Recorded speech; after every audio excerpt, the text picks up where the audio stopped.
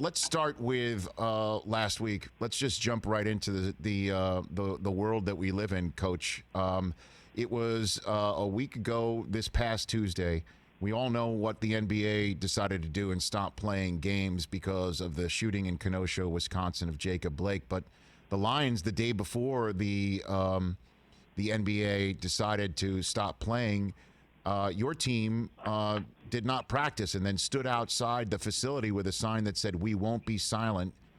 Walk me through how the canceling of practice developed a couple of Tuesdays ago, if you don't mind. Yeah, really, I think with our team that we have right now, we've had some great conversations going back to the spring.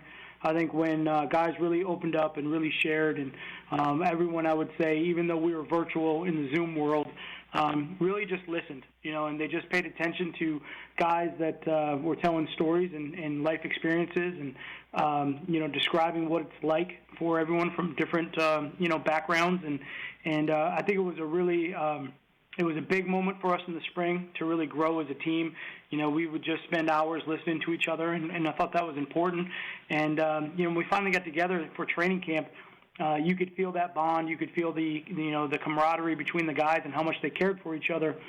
And really, that Tuesday when I got into work, I'm usually a little bit last to know on things that are going on outside of my little bubble. But, I obviously had heard about everything that was going on in Wisconsin and was trying to get caught up on it.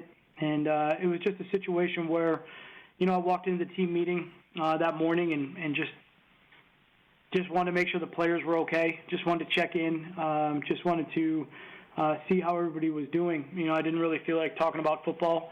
And we just, we spent the next 2.5 hours having conversation. And I think one of the things that, we talked about was just guys saw it and kind of just moved on and how, really that we didn't think that was right. We thought it was more important to make sure that we continued the conversation and guys really shared a lot. So it was really a very impactful morning, and obviously the first time that we had an opportunity to do that as a group in person. And really, when you're a team and you have brotherhood and guys that you care about, and you see and feel all the different emotions that they feel, and from ranging from pain to fear to anger to sadness, it affects you and it affects everybody. So just kind of came to a head. The players had some great conversations after we got done as a team, and I talked to everybody and just knew it was going to be one of those days where didn't really feel like going out and practicing.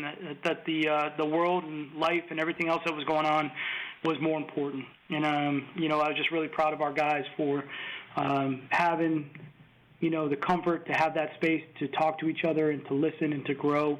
And, that was just really important for us. Yeah, I know. I'm just looking at the photograph that we just put on the screen of the grease board saying the world can't go on, which is a phrase you used just a couple of seconds ago. And I'm just thinking, and you see, the masks that everyone's wearing. And, there's no preseason games, and we're wearing masks. We're in the middle of a pandemic, and you read the room and said, you know what, we don't want to talk football today, and we're going to go out and we're going to talk about social justice issues within the team, and we're going to make it known to everybody.